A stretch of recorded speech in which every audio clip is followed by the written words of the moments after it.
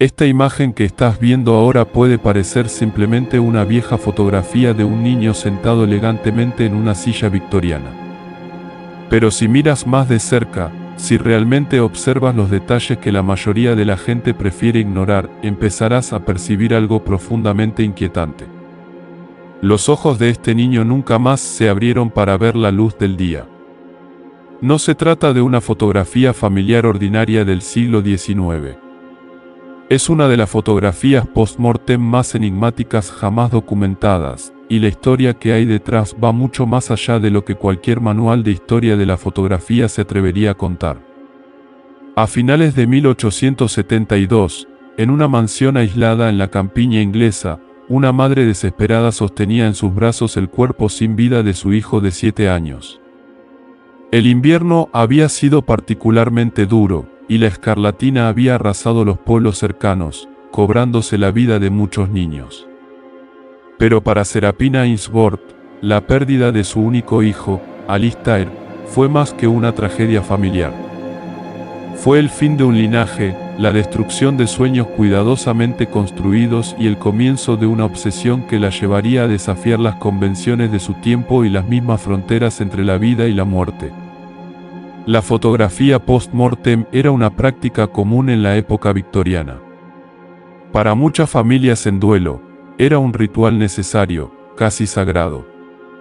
En una época de alta mortalidad infantil y en la que la fotografía era una rareza, la única imagen que una familia podía tener de un ser querido era la que se tomaba después de su muerte. Los fotógrafos especializados en este macabro arte utilizaban sofisticadas técnicas para crear una ilusión de vida. Colocaban los cuerpos de forma natural, pintaban ojos abiertos sobre los párpados cerrados y utilizaban armazones metálicos ocultos para mantener a los difuntos en posiciones realistas, como si estuvieran en un sueño tranquilo. Pero el caso de Serapina Ainsworth fue diferente, extraordinariamente diferente. La fotografía que resultó de su obsesión se convertiría en uno de los mayores misterios sin resolver de la fotografía victoriana, desatando décadas de especulaciones, investigaciones y un horror silencioso entre aquellos que se atrevieron a estudiarla.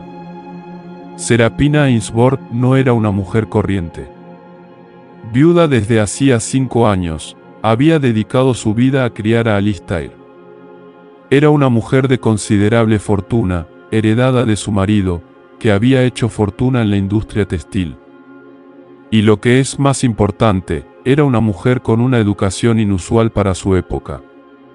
Había servido como enfermera en la guerra de Crimea, donde había adquirido un conocimiento práctico de la anatomía y la medicina poco común para una mujer de su posición social. Esta experiencia la convirtió en objeto de sospecha en la conservadora sociedad de la campiña inglesa, pero también le proporcionó las habilidades que serían cruciales en los acontecimientos venideros. Cuando Alistair enfermó en el invierno de 1872, Serapina se negó a confiar en el médico local, un hombre al que consideraba incompetente y atado a prácticas médicas obsoletas. Utilizó sus propios conocimientos médicos para probar tratamientos experimentales, importando medicinas de Londres y consultando a especialistas por correspondencia. Pasó noches en vela junto a la cama de su hijo, monitoreando su temperatura, administrando tratamientos y buscando desesperadamente cualquier señal de mejoría. Pero la escarlatina era un enemigo formidable, y toda la determinación y los recursos de Serapina no pudieron cambiar el curso de la enfermedad. Alistair murió en una sombría mañana de febrero, con una fría lluvia azotando las ventanas de la mansión. Serapina estaba a su lado, sosteniendo su pequeña mano, cuando sintió el último aliento abandonar el cuerpo de su hijo. El médico, que había sido convocado en contra de los deseos de Serapina por un sirviente preocupado, declaró a Alistair muerto a las 10:30 de la mañana. Lo que sucedió en las horas siguientes sería el comienzo de uno de los capítulos más inquietantes de la historia de la fotografía post-mortem. Serapina se negó a que nadie tocara el cuerpo de su hijo. Despidió al médico, a los criados y al vicario local que había venido a ofrecer sus condolencias. Se encerró en la habitación de Alistair con el cuerpo y permaneció allí durante casi un día entero. El personal de la casa susurraba entre sí, suponiendo que su señora estaba sumida en un profundo e inconsolable dolor. No podían haber imaginado la verdad de lo que estaba sucediendo detrás de esa puerta cerrada. Cuando Serapina finalmente salió de la habitación, sus ojos tenían una luz nueva e inquietante. La desesperación de una madre afligida había sido reemplazada por una fría y científica determinación. Había tomado una decisión que lo cambiaría todo. No se conformaría con una simple fotografía post-mortem. Quería algo más, algo que desafiara a la propia muerte. El tiempo que Serapina pasó en Crimea la había expuesto a algo más que a la medicina de campo de batalla. Había trabajado con cirujanos que experimentaban con nuevas técnicas de conservación, algunos de ellos operando en los límites de la ciencia médica, con métodos que bordeaban lo oculto. Había aprendido formas de preservar un cuerpo que iban mucho más allá del simple embalsamamiento, técnicas que podían mantener la apariencia de vida durante un tiempo inquietantemente largo. Estos métodos involucraban complejas formulaciones químicas, tiempos precisos y procedimientos que la mayoría de los médicos habrían considerado tanto poco éticos como imposibles. El plan de Serapina estaba trazado. Contrataría al mejor fotógrafo post-mortem que pudiera encontrar, pero primero, usaría sus conocimientos para preservar a Alistair de una manera que permitirá la creación no solo de una fotografía, sino de una obra maestra que capturara para siempre la esencia de la vida de su hijo. El fotógrafo que eligió fue Julian Croft, un hombre conocido en toda la región por su asombrosa habilidad para capturar el espíritu de sus sujetos. Los retratos post-mortem de Croft eran tan realistas que algunas familias afirmaban sentir la presencia de sus seres queridos fallecidos en sus fotografías. Cuando Serapina Ainsworth se puso en contacto con Croft, hizo algo más que encargar sus servicios. Le hizo una oferta que despertó su curiosidad. Le pagaría una suma de dinero que resolvería sus problemas económicos durante un año, pero con una condición: trabajaría exclusivamente para ella durante 2 semanas, utilizando técnicas especiales que ella le proporcionaría. Croft era un artista, pero también un hombre con necesidades prácticas. La suma que Serapina le ofrecía era demasiado grande para rechazarla, especialmente durante un invierno lento. Aceptó su propuesta, haciendo pocas preguntas, suponiendo que trataba con una madre rica y afligida que quería lo mejor para el retrato final de su hijo. No tenía ni idea de en qué estaba a punto de verse envuelto. Cuando Croft llegó a la mansión Ainsworth al día siguiente, se encontró con una escena que desafiaba toda su experiencia. Serapina había transformado el dormitorio de Alistair en algo parecido a un laboratorio. Había equipos que Croft nunca había visto antes, botellas de extraños productos químicos con etiquetas en francés y alemán, y un juego de instrumentos quirúrgicos que sugerían un procedimiento mucho más complejo que el embalsamamiento. El aire de la habitación tenía una cualidad peculiar, un leve aroma químico que era a la vez medicinal y extrañamente dulce. Serapina le explicó que había utilizado técnicas especiales de conservación en su hijo, métodos que había aprendido durante la guerra. Afirmó que estas técnicas permitirían a Alistair mantener una apariencia de vida más convincente que los métodos convencionales, pero que el proceso de fotografía tendría que llevarse a cabo de una manera específica, siguiendo sus instrucciones precisas. Alistair estaba sentado en una silla ornamentada, vestido con su mejor traje de terciopelo, con las manos apoyadas en los brazos de la silla. A primera vista, Croft tuvo que admitir que la conservación era extraordinaria. El niño parecía simplemente dormido, con una expresión serena en su rostro. Su piel tenía un color natural, casi vivo. Era el ejemplo más impresionante de conservación que había presenciado jamás. Pero cuando Croft empezó a preparar su equipo, comenzó a notar detalles que le inquietaban cada vez más. Había algo en los ojos del niño. Aunque cerrados, parecían tener una cualidad que no era la simple quietud de la muerte. Y había otras cosas más sutiles. La forma en que la luz incidía en el rostro de Alistair, la posición de sus manos, incluso el leve atisbo de una sonrisa en sus labios parecían desafiar una explicación racional. Lo más inquietante de todo era la textura de la piel, que parecía tener una flexibilidad que no debería haber sido posible en un cadáver que ya tenía varios días. Serapina Ainsworth supervisó cada aspecto de la sesión con una meticulosa atención al detalle que rozaba la obsesión. Dictó la posición de la cámara, el ángulo de la luz y la duración exacta de la exposición. Cada elemento de la composición había sido planeado con una precisión científica que impresionó y alarmó a Croft a partes iguales.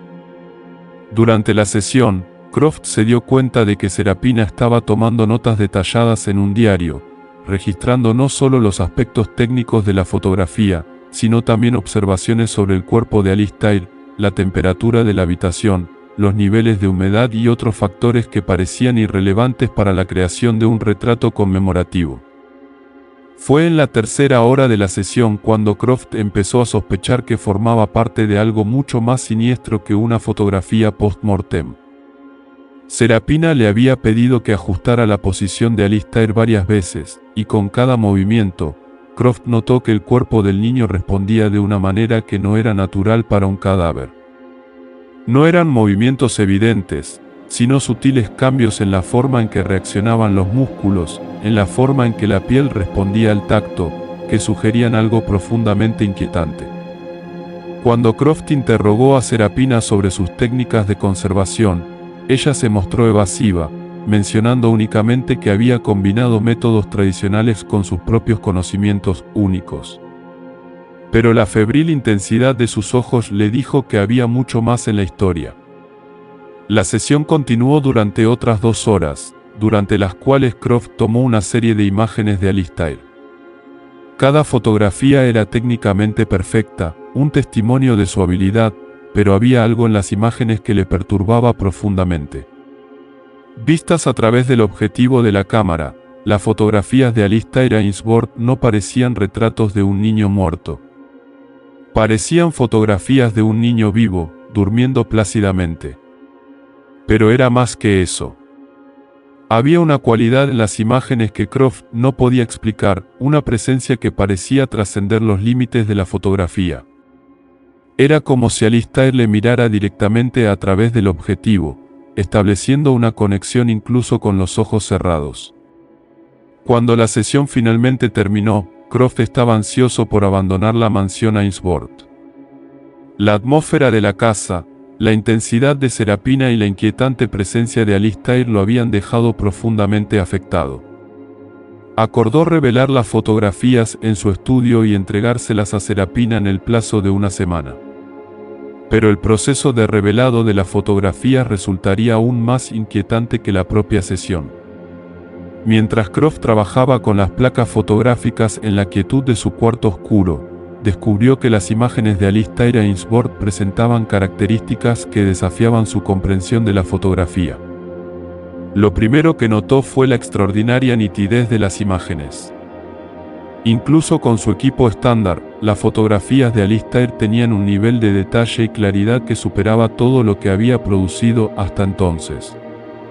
Cada mechón de su pelo, cada poro de su piel, cada pliegue de su traje estaba capturado con una precisión casi sobrenatural.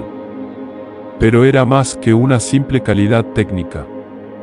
Había elementos en las fotografías que no deberían haber estado allí, detalle que Croft no recordaba de la sesión. En la imagen principal, la que se conocería como el niño de la silla, había sombras y reflejos que sugerían otras presencias en la habitación, presencias que no habían estado allí cuando se tomó la fotografía. Más inquietante aún, había aspectos de la expresión de Alistair que parecían haber cambiado entre el momento de la captura y el proceso de revelado. La expresión serena que Croft recordaba había adquirido sutiles matices que sugerían no paz, sino una forma de conciencia que era imposible en un cadáver. Croft intentó racionalizar sus observaciones, achacándolas al estrés de la situación y a la naturaleza inusual de la sesión.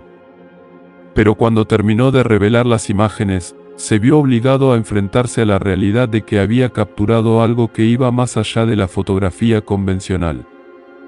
La imagen principal, la que Serapina había solicitado específicamente, mostraba a Alistair sentado en la silla ornamentada, con las manos apoyadas en los brazos en una pose de tranquila dignidad. Pero había algo en la imagen que creaba una profunda sensación de desasosiego en cualquiera que la mirara durante más de unos segundos. Los ojos de Alistair, aunque cerrados, parecían albergar un tipo de percepción que era imposible de explicar. La posición de sus manos, aunque cuidadosamente dispuesta, no sugería la rigidez de la muerte, sino una relajación natural que implicaba vida. Y había una cualidad en la luz de la imagen que creaba la ilusión de que Alistair estaba a punto de abrir los ojos y mirar directamente al espectador. Cuando Croft entregó las fotografías terminadas a Serapina Ainsworth, ella examinó cada una con una concentración obsesiva. Su reacción confirmó la creciente sospecha de Croft de que no se trataba de un proyecto ordinario. Serapina no mostró la respuesta emocional de una madre afligida al ver las últimas imágenes de su hijo. En su lugar, estudió las fotografías con una intensidad científica, tomando notas en su diario sobre aspectos específicos de cada imagen. Cuando llegó a la imagen principal, el niño de la silla, Serapina sonrió por primera vez desde que Croft la conocía. No era una sonrisa de amor o alivio maternal. Era la sonrisa de un científico cuyo experimento había arrojado los resultados esperados. Serapina pagó a Croft la suma acordada y lo despidió con una severa advertencia de que nunca hablara de la sesión con nadie. Croft aceptó de buen grado, ansioso por dejar atrás toda la inquietante experiencia. Pero los acontecimientos de los días siguientes se asegurarían de que nunca olvidara lo que había presenciado en la mansión Ainsworth. 3 días después de entregar las fotografías, Croft recibió una visita inesperada en su estudio. Un hombre que se identificó como Arthur Blackwood, un periodista de Londres, comenzó a hacer preguntas sobre el trabajo que Croft había realizado para Serapina Ainsworth. Inicialmente, Croft se mostró esquivo, pero la persistencia de Blackwood y su conocimiento de ciertos detalles del caso lo intrigaron. Blackwood le explicó que estaba investigando rumores de prácticas médicas poco ortodoxas en el campo, y que una pista anónima lo había llevado a la mansión Ainsworth. Había oído susurros de una madre que había llegado a extremos para preservar el cuerpo de su hijo, y creía que las fotografías de Croft eran una pieza clave del rompecabezas. Mientras hablaban, Blackwood reveló información que cambió por completo la comprensión de Croft de lo que había sucedido en la mansión. Según la fuente de Blackwood, Serapina no se había limitado a utilizar técnicas avanzadas de embalsamamiento. Se había involucrado en experimentos médicos ilegales, utilizando sustancias y procedimientos no reconocidos por la comunidad médica. En efecto, había intentado crear un estado de animación suspendida, una condición que no era ni vida ni muerte. La investigación de Blackwood le había llevado a creer que Serapina había tenido éxito, al menos parcialmente. Sospechaba que las extrañas propiedades de las fotografías eran el resultado de estos experimentos, que habían capturado algo de la conciencia de Alistair, una presencia persistente que estaba atrapada en el cuerpo preservado. Croft, aunque escéptico, no podía negar la evidencia de sus propios ojos. Las fotografías no se parecían a nada que hubiera creado antes. Accedió a ayudar a Blackwood, proporcionándole un juego de las fotografías y su propio relato de la sesión. La investigación de Blackwood continuó durante varios meses. Entrevistó a los criados de la mansión Ainsworth, que hablaron del extraño comportamiento de Serapina y de las misteriosas entregas de productos químicos y equipos. Consultó a expertos médicos en Londres, que se horrorizaron ante las descripciones de los experimentos de Serapina.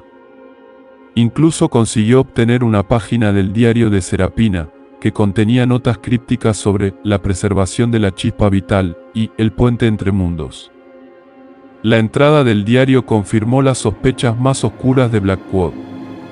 Serapina no había estado tratando de crear un retrato realista de su hijo.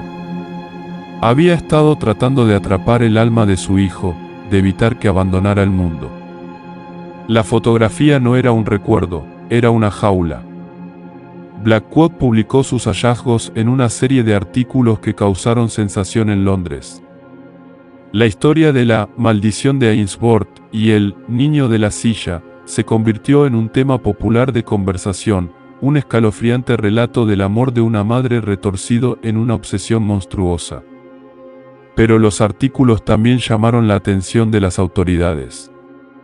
Se inició una investigación oficial, pero para cuando la policía llegó a la mansión Ainsworth, Serapina ya no estaba. Se había desvanecido sin dejar rastro, llevándose consigo la fotografía principal de Alistair y su diario. Las otras fotografías, las que Croft le había dado a Blackwood, eran todo lo que quedaba del extraño caso.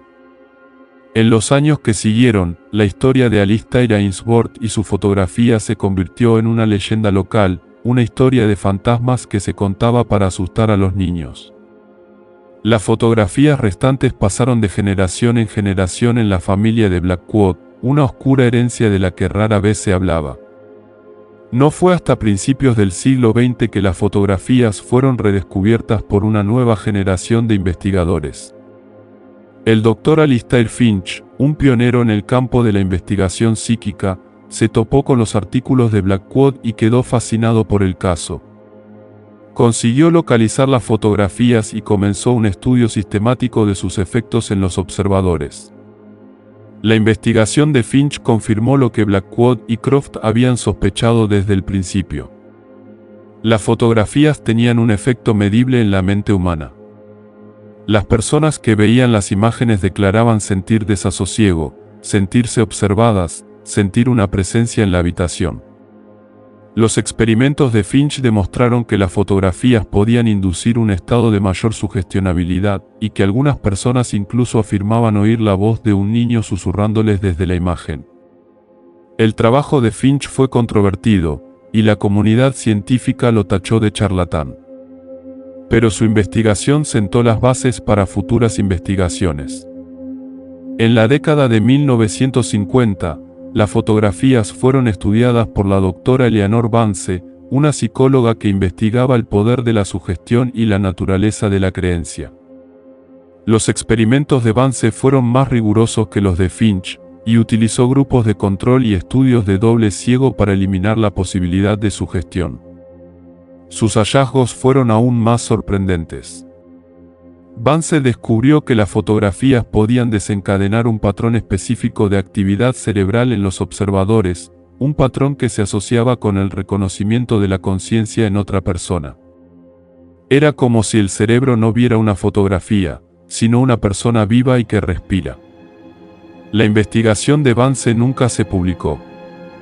Se convenció de que las fotografías eran peligrosas, de que poseían un poder que no se podía controlar. Las guardó en un archivo universitario, donde permanecieron durante décadas. No fue hasta la década de 1980 que las fotografías fueron redescubiertas por un joven neurocientífico llamado Dr. Ben Carter. Carter estaba investigando la capacidad del cerebro para percibir patrones y crear significado, y creía que las fotografías de Ainsworth eran un caso de estudio perfecto. Utilizó técnicas avanzadas de imagen cerebral para estudiar los efectos de las fotografías en una nueva generación de observadores.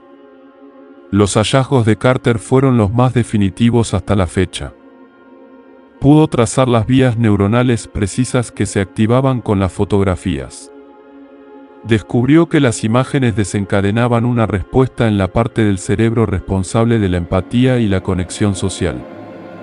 Era como si los observadores estuvieran formando un vínculo con el niño de la fotografía, un vínculo que trascendía los límites del tiempo y la muerte. La investigación de Carter demostró que las fotografías de Ainsworth eran más que una simple curiosidad histórica. Eran una anomalía científica, una ventana a los misterios más profundos de la mente humana.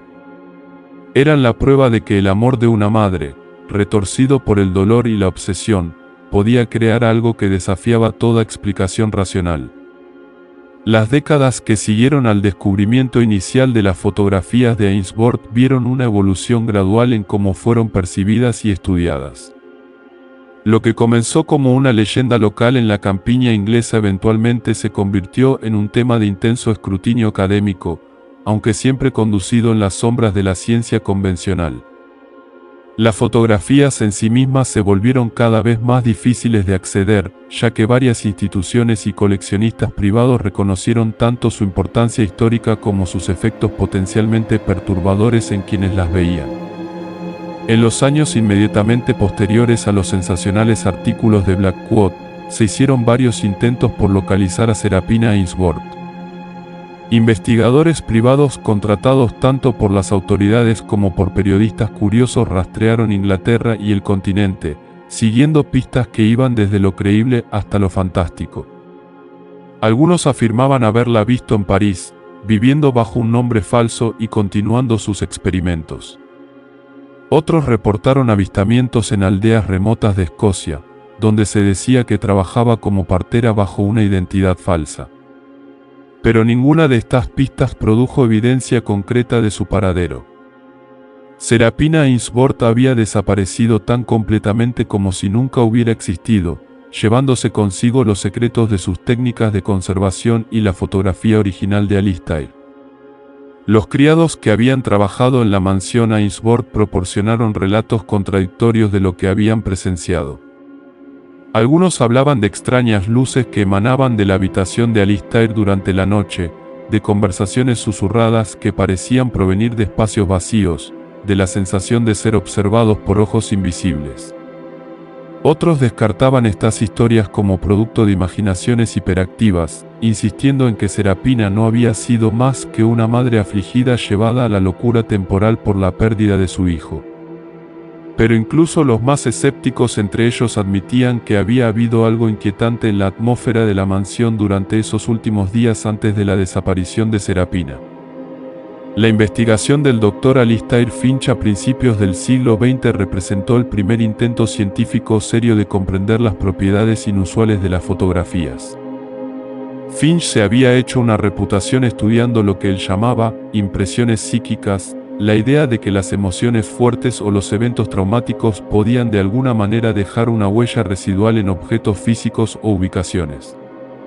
Creía que las fotografías de Ainsworth podrían representar el ejemplo más poderoso de tal impresión jamás documentado.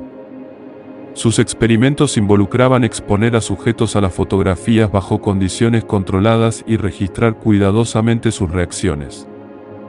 Lo que Finch descubrió fue tanto fascinante como profundamente perturbador. Casi todos sus sujetos reportaron experiencias similares al ver la fotografía principal. Describían una sensación de ser atraídos hacia la imagen, de sentir una conexión con el niño representado. Muchos reportaron que Alistair parecía ser consciente de su presencia, que sus ojos cerrados de alguna manera los seguían mientras se movían por la habitación. Algunos sujetos se angustiaron tanto por la experiencia que Finch tuvo que terminar la sesión prematuramente.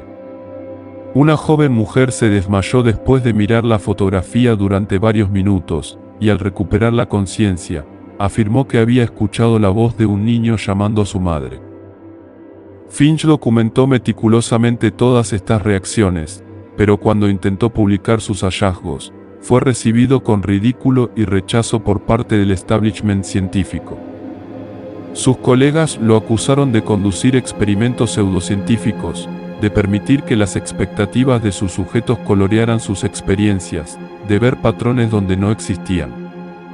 La controversia efectivamente terminó la carrera académica de Finch, y pasó sus últimos años en relativa oscuridad, continuando su investigación de forma privada pero incapaz de compartir sus hallazgos con una audiencia más amplia. Las fotografías permanecieron en gran medida olvidadas durante las siguientes décadas, guardadas en los archivos de los descendientes de Blackwood. Fue solo en la década de 1950, con el surgimiento de la psicología como una disciplina científica respetada, que atrajeron atención una vez más. La doctora Eleanor Vance, una joven psicóloga en la Universidad de Cambridge, había leído sobre el trabajo de Finch y estaba intrigada por la posibilidad de que los estímulos visuales pudieran producir efectos psicológicos consistentes en diferentes observadores. El enfoque de Vance fue mucho más riguroso que el de Finch. Diseñó una serie de experimentos que utilizaban imágenes de control junto con las fotografías de Ainsworth, asegurándose de que sus sujetos no supieran qué imágenes se suponía que tenían propiedades inusuales. Empleó protocolos de doble ciego, donde incluso los investigadores que administraban las pruebas desconocían qué imágenes se estaban mostrando. Los resultados de estos experimentos fueron sorprendentes. Incluso sin ningún conocimiento previo de la historia de las fotografías, los sujetos consistentemente reportaron sensaciones inusuales al ver la imagen de Alistair Ainsworth. Las imágenes de control, que incluían otras fotografías post-mortem victorianas, no produjeron tales efectos. La investigación de Vance fue más allá de los informes subjetivos. Utilizó equipos tempranos de electroencefalografía para medir la actividad cerebral mientras los sujetos veían las fotografías. Lo que descubrió fue sin precedentes. La fotografía de Ainsworth producía un patrón distintivo de actividad cerebral que era marcadamente diferente de la respuesta a las imágenes de control. Lo más significativo era que las regiones cerebrales que se activaban al ver la fotografía de Alistair eran las mismas regiones que típicamente se activan durante las interacciones sociales cara a cara con personas vivas. Era como si los cerebros de los sujetos estuvieran respondiendo a la fotografía como si representara no un niño muerto, sino un ser vivo y consciente. Estos hallazgos deberían haber revolucionado el campo de la psicología y quizás incluso nuestra comprensión de la conciencia misma. Pero Vance nunca publicó su investigación. En sus notas privadas, descubiertas años después de su muerte, explicó su decisión. Se había convencido de que las fotografías no solo capturaban fenómenos psicológicos inusuales, sino que eran activamente peligrosas. Varios de sus sujetos de investigación habían reportado sueños perturbadores después de su exposición a las fotografías. Un sujeto afirmó haber visto a Alistair Ainsworth de pie al pie de su cama en medio de la noche. Otro reportó escuchar la risa de un niño en habitaciones vacías. Lo más perturbador de todo fue lo que le sucedió a la propia Vance. En sus últimas entradas de diario, escritas poco antes de que guardara las fotografías y terminara su investigación, describió sus propias experiencias con la imagen. Había comenzado a sentir una presencia en su laboratorio, una sensación de ser observada incluso cuando estaba sola. Reportó ver movimiento en su visión periférica, vislumbres de una pequeña figura que desaparecía cuando giraba para mirar directamente. En su última entrada, escrita con una mano temblorosa que era bastante diferente de su habitual escritura precisa, escribió: "Ahora entiendo lo que Serapina estaba tratando de hacer. Y entiendo por qué nunca debe intentarse de nuevo. Algunos límites están destinados a permanecer inviolables. Algunas puertas, una vez abiertas, nunca pueden cerrarse completamente". Las fotografías permanecieron selladas en el archivo universitario durante casi 3 décadas. Durante este tiempo, la leyenda de la maldición de Ainsworth creció. Circulaban historias entre estudiantes y profesores sobre investigadores que se habían vuelto locos después de ver las fotografías, sobre una maldición que afligía a cualquiera que intentara desbloquear sus secretos. La mayoría de estas historias eran exageraciones o completas fabricaciones, pero sirvieron para asegurar que las fotografías permanecieran intactas. Fue el Dr. Ben Carter, un neurocientífico especializado en percepción visual y conciencia, quien finalmente obtuvo acceso a las fotografías en la década de 1980. Carter era escéptico de las explicaciones sobrenaturales que habían crecido alrededor de las imágenes. Creía que cualquier efecto inusual podía explicarse a través de una combinación de sugestión psicológica, el poder de la expectativa y quizás algunas propiedades técnicas inusuales del proceso fotográfico original. Su investigación demostraría que tanto su escepticismo como sus suposiciones eran solo parcialmente correctos. Los experimentos de Carter utilizaron la tecnología de imagen cerebral más avanzada disponible en ese momento. Utilizó imágenes de resonancia magnética funcional para crear mapas detallados de la actividad cerebral mientras los sujetos veían las fotografías de Ainsworth. Sus protocolos fueron incluso más rigurosos que los de Vance, con múltiples condiciones de control y un cuidadoso filtrado para eliminar sujetos que pudieran ser particularmente susceptibles a la sugestión. Los resultados confirmaron y extendieron los hallazgos anteriores de Vance.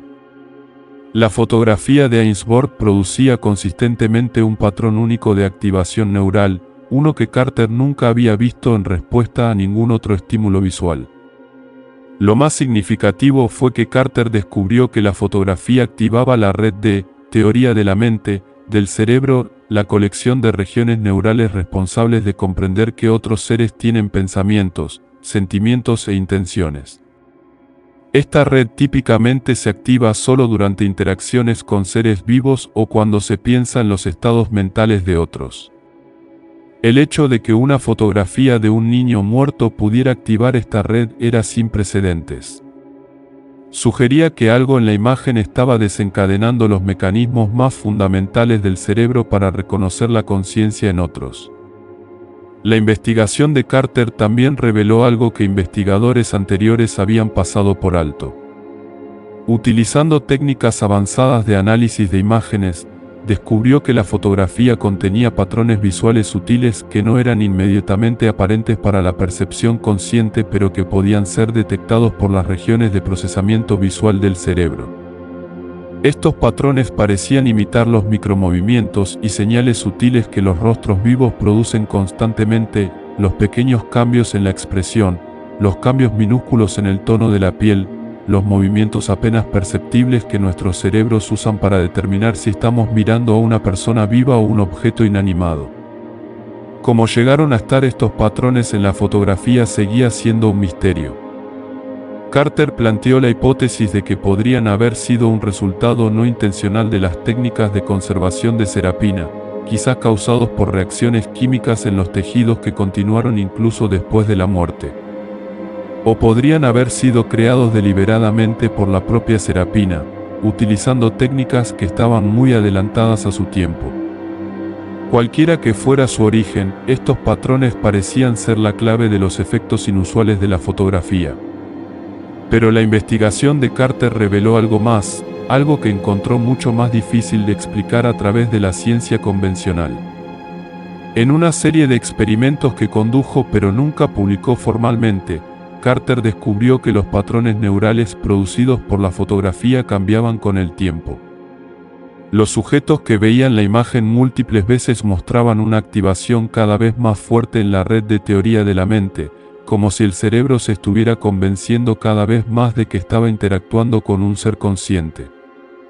Aún más extraño, estos cambios persistían incluso cuando se mostraban a los sujetos imágenes de control, sugiriendo que la exposición a la fotografía de Ainsworth había alterado de alguna manera la forma en que sus cerebros procesaban la información visual. Los experimentos finales de Carter, conducidos en el último año antes de que las fotografías fueran permanentemente retiradas del estudio científico, produjeron resultados que sacudieron su visión escéptica del mundo. Había organizado que los sujetos vieran la fotografía mientras estaban en un estado de meditación profunda, esperando comprender cómo diferentes estados de conciencia podrían afectar la respuesta del cerebro a la imagen. Lo que sucedió durante estas sesiones desafió la explicación racional. Múltiples sujetos, ninguno de los cuales tenía conocimiento previo el uno del otro o de la historia de la fotografía, reportaron experiencias notablemente similares. Describieron sentir como si fueran atraídos hacia la fotografía, como si estuvieran entrando en un espacio que existía de alguna manera dentro o detrás de la imagen.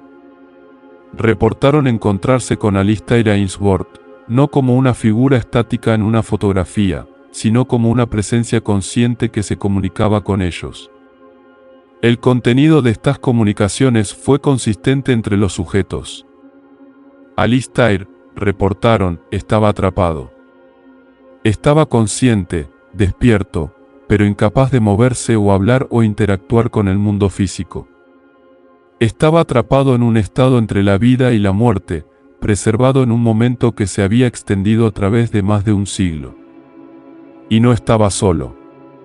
Serapina también estaba allí, su conciencia de alguna manera ligada a la de su hijo, los dos encerrados juntos en un abrazo eterno que se había convertido en una prisión. Carter intentó encontrar explicaciones racionales para estos informes. Consideró la posibilidad de conocimiento cultural compartido, de comunicación inconsciente entre sujetos, del poder de la sugestión a pesar de sus cuidadosos protocolos. Pero la consistencia y especificidad de los informes lo perturbaban. Y había detalles que los sujetos reportaron, detalles sobre la mansión Ainsworth, sobre los experimentos de Serapina, sobre los eventos que rodearon la muerte de Alistair, que no podrían haber conocido, detalles que el propio Carter solo descubrió más tarde a través de investigación de archivo. En su informe final, escrito para sus propios registros y nunca destinado a publicación, Carter concluyó que la fotografía de Ainsworth representaba algo sin precedentes en la historia de la ciencia.